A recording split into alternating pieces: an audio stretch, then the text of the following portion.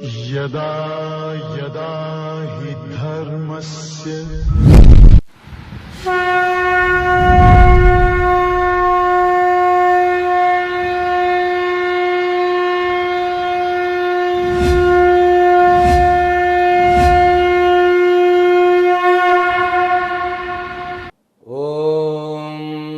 ब्रह्मादिभ्यो ब्रह्मविद्या संप्रदायकर्तृभ्यो वंशऋषभ्यो महद्भ्यो NaMo गुरुभ्यः सर्वोप्लवरहितप्रज्ञानगणप्रत्यगर्थो ब्रह्माहमस्मि सोऽहमस्मि ब्रह्माहमस्मि।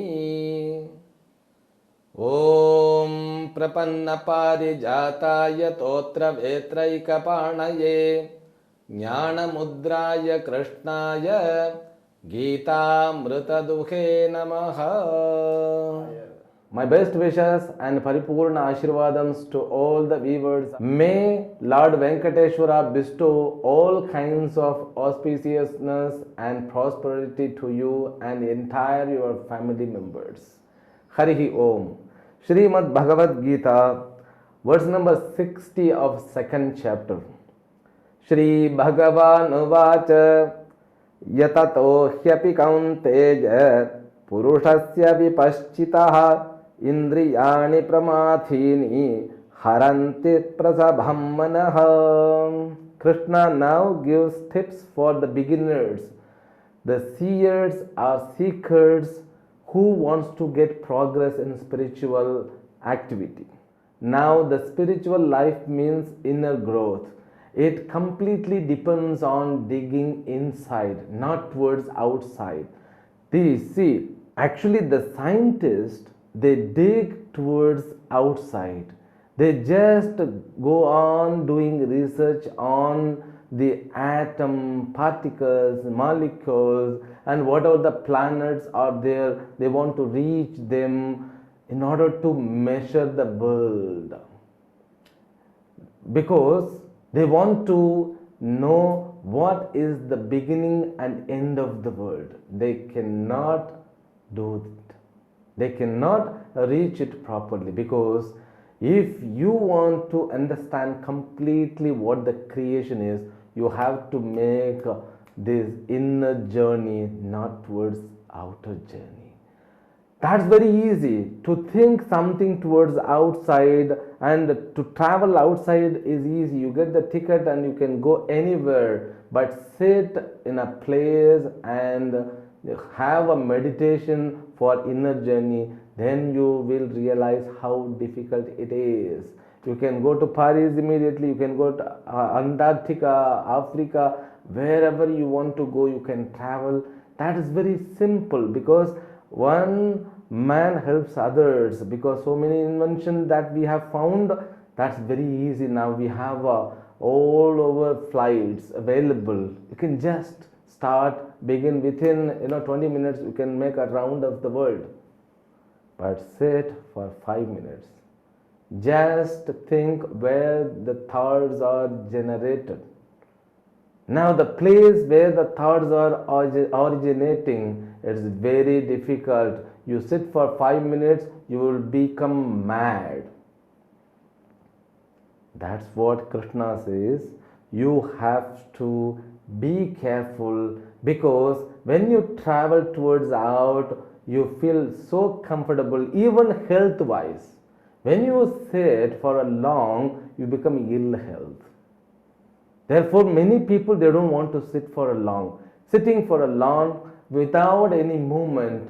See, movement is a fluctuation. When body moves, mind moves. When mind moves, body moves. So when you want to sit for 5 minutes without any movement, you have to begin from the body. You should not stop the mind. We should not directly hit our mind, but we do that. Many people come, they want to ask just how to control the mind. Mind cannot control. You should ask the body how to be organized. You should see your body, because many people, they will be, moving the hands and legs, and some people always, they will be doing like this. And like, always thinking and biting the nails. This, it shows their body is not organized. It is known as chapalam. The body has to have its own a kind of smoothness with action and inaction. When you want to sit for the meditation, you have to sit without a movement. That without movement means it's really without movement. Let heart function its own, but you don't get along with that. You just be with inaction. You try, then you can feel hell. If you keep trying for 10 days, you will become definitely ill. Your back pain will increase, your spine will increase the pain. For that, you should have yoga. In order to sit for a 10 minutes, you should at least have yoga practice 1 hour in a day. In the same way, if you want to get the mind which is not focused toward outside, which is turned toward inside, means you should have practice. That's what he says. Yatataha api, the person, the seeker, one who does practice, even he has to be very careful with his own indriyas. Why? Because this worldly object, they don't want to revenge or avenge you. They are there. No flower asks you to come and see. You please come here. You praise me.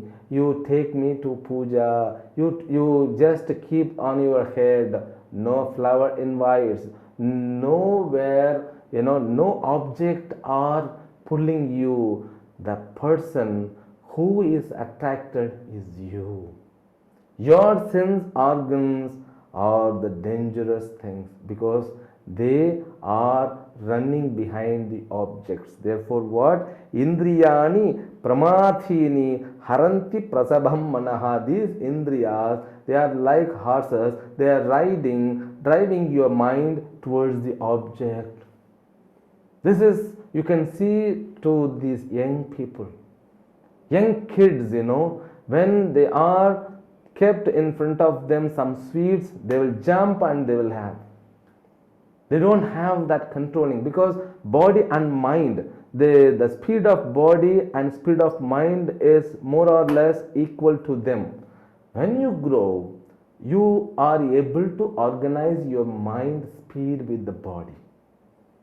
Though you have the temptation to take it, once you grow, means once you have grown, you control it, you hide it. It's not controlling, you hide it. I saw, one funny moment. There was a huge function, some Graha Pravesha. I was invited as a chief guest. I went, Graha Pravesha doesn't need chief guest, but they put it in that way, okay?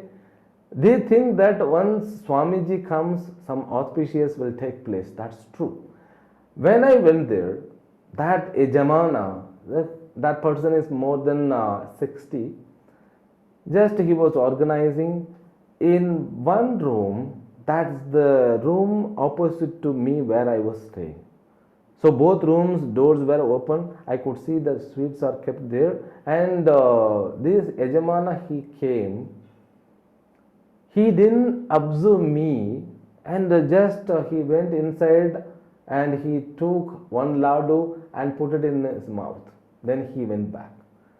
I thought, why? And while taking the laddu, now laddu is the sweet, that laddu, he was looking here and there. It's like as though he is stealing. I thought, why? Because the house belongs to him, everything is belonging to him, he is the owner of the house, then why he does like this? Okay, I didn't pay attention much. Then next time after 1 hour he came.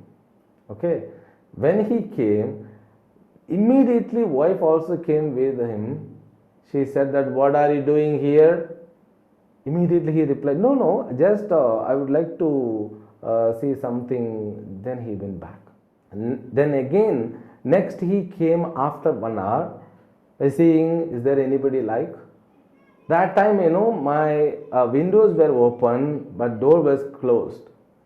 I could see that he was taking, as he did before, looking like this. When he put the sweet in his mouth, immediately his grandchild, his granddaughter, she had come there and she started looking and she put like this. What are you doing, karke? Immediately bent. No, no, no, no. It's okay, it's okay. I say this. I would like to taste. Whether it tastes well or not. And immediately that girl, Nani, she started shouting. Then he started threatening her. You don't study well. I will come to your principal to complain you. Okay. Then she become calm and quiet. That's what we do. Because that person, then I learned he was a sugar patient. Sugar patient, they have this longing, craving for sugar. They are not able to. Our indriyas, they pull us. You have to be careful. Once you want to have spiritual progress, you want to be careful. It's not like that hiding yourself, having the pressure inside. No, you should know how to deal with your sense organ, and you should know how to bring discipline with your mind and sensory organ. That's what Krishna does here. He gives lots of information as the tips. He says, Tani sarvani samyamya yukta asita matparaha vashehi yasyendriyani tasya prajna pratisthita. Tani sarvani. Yuktaha means a yogi. Yuktaha means here it is a sadhaka, the beginners, seeker. Tani sarvani samyamya matparaha asita. Just, Lord says, just ask him to surrender to me. It's very easy. It's like giving a tips. That tips, I will take the responsibility. Let him not to worry. Vashehi yasyendriyani tasya prajna pratisthita. Once he started contemplating on me, I nourish his mind and sensory organs to get away from the Vishayas. Therefore, this bhakti is a very, very, very supreme and valuable in spiritual progress. You should have Ishvara's grace. Unless until you have Ishvara's grace, you cannot have a single bit of improvement in your spiritual life. You have to completely depend. You have to completely surrender. You have to completely give yourself up towards Ishvara. Otherwise, your sensory organs, mind and buddhi, they have their own limitations. Those limitations will become like an obstruction in the path of spirituality. Then also he gives the nature, how this mind loses its capacity, how buddhi also becomes deluded by ajnana. Why? It's a slow process. We have to be careful with our thoughts and mind, the function of the organs, the nature of the object, all together. Now, the next words, dhyayato vishayan pumsaha sangasteshu pajayate sangat sanjayate kamaha kamat krodho bhidhayate krodhat bhavati sammohaha sammohat smriti vibhramaha smriti bhramshat buddhinashaha buddhinashat pranashyati. These both verses are wonderful verses. These verses will be explained as the chapter called Dhyana Yoga in future. He says Dhyata. Dhyata means when you see any object. Let me give an example. When you look at any dish that you like very much, like that person who liked laddu. If you love gulab jamun, it's a beautiful and delicious food. Don't think that I like it, but I like all Indian sweets, okay? But it cannot victimize you. This gulab jamun, it is kept there in a thali, in a plate. Once you look at that, you get the data. There are gulab jamun kept. Then you go inside, you are in a function, then you come back, you look at again, then you go inside somewhere else. When you are talking with the people, your sight goes again and again on that gulab jamun. You are attracted, you are pulled, then you go nearby it and you want to take that. At that time, somebody came and they said that, sir, please don't touch. Immediately you said, I know, just I came to see. This is a small example. But here he says, Gulab Jamun doesn't have the energy to pluck you, to pull you. You are the one who give energy to it. How? Once you see the Gulab Jamun, again you were thinking with that data, there is a Gulab Jamun, there is a Gulab Jamun, there is a Gulab Jamun. Dhyayataha Vishayan Pumsaha. When you meditate on that Gulab Jamun, you become a great meditator of a Gulab Jamun. You can replace whatever the object are there in the world which sucks and plucks you. The object doesn't have the power to pull you. Your meditation means bringing again and again those thoughts, repeating the thought, there is a Gulab Jamun, there is a plate full of Gulab Jamuns, there are Gulab Jamuns. This repetition in your mind, Pumsaha Vishayan Dhyayataha. When a man keeps on thinking about that particular object, then what? There is a bridge is constructed. That bridge is known as Sangaha. Sangaha means attachment. Attachment means what? A kind of attraction, that which brings a kind of connectivity between your mind and that object. Now you see, though that object doesn't have the capacity to control you, you are habitually done that repetition. It gives the room for losing your control. Therefore, what? If you get the thought, just don't worry it, it will go away.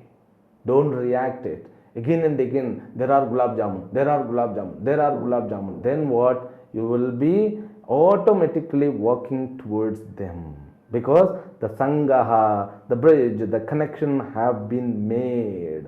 Teshu upadhyayate, teshu vitayeshu upadhyayate. This Sangaha means attachments are developed with that object. Not seeing the object, thinking that object. Therefore, yogis, though they live in this world, they are detached because they are not doing contemplation on the worldly object. They are endowed with Ishvara. If at all those people are, it happens to see the object, they see as the Ishvara's prasadam. Then what? It won't make you as a slave. Sangat sanjayate kamaha. That attachment brings the desire towards that object. You see, the Krishna is a very big psychologist, because he knows how the mind works, how this object are reacting to that. Now, if you have a desire towards any object, you might have had the attachment. Those attachments are generated from your meditation. It means what? Every one of us are meditators. Wow, wonderful. But bad meditators, I tell you. Because when you meditate Ishvara, you will be protected.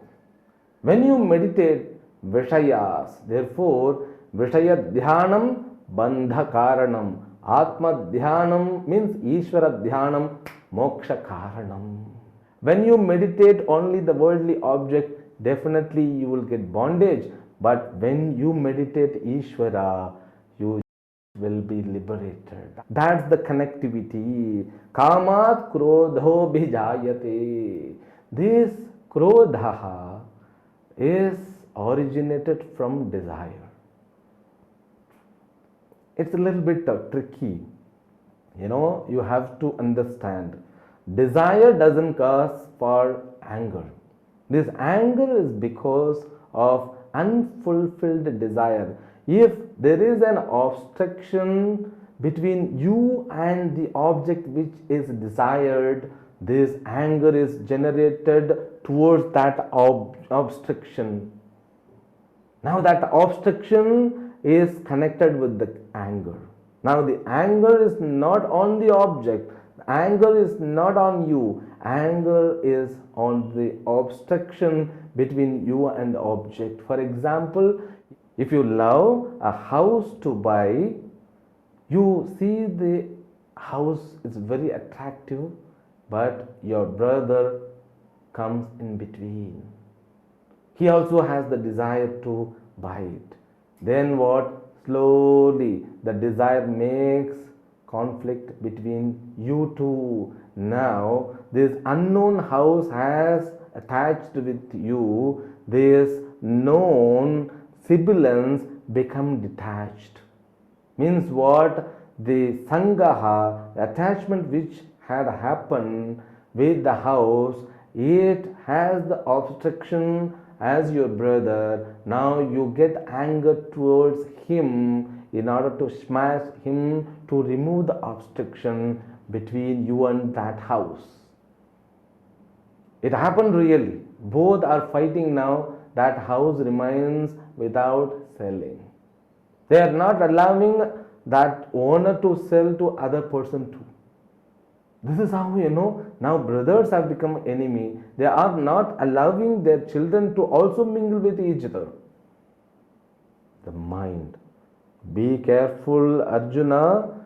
The seekers must be very careful with their process, with the connection with the world.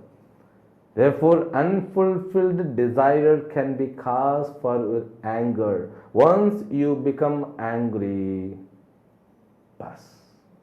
you lose the control of your vyavahara. Your transactions are out of control. Out of control means what? You are deluded. When you get anger, when you become angry, you lose your control. You do like a mad. Whatever you do, whatever you are performing, you are out of control. You are not in a proper mode, proper position psychologically. Whatever that comes out of you, it is as unorganized way. There cannot be discipline expected. There cannot be any the focus expected. Completely it is deluded by emotions. Therefore, from anger, moha comes. Moha means delusion. Now the mind is deluded by anger. Then when anger is deluded, all the knowledge which is earned by books, which is earned by the experiences, which is earned by Shastra, everything gets destroyed. Smriti Bhramshaha Bhavati. Because when you lose the experience, knowledge about Shastra and the knowledge you got from the life experience, they don't work. When they are not working, buddhi becomes useless. Buddhi nashaha. When buddhi becomes useless, that's all, your life collapsed. You can continuously, sophisticatively continue as the samsari. You can keep, getting birth and death. That's wonderful samsari life.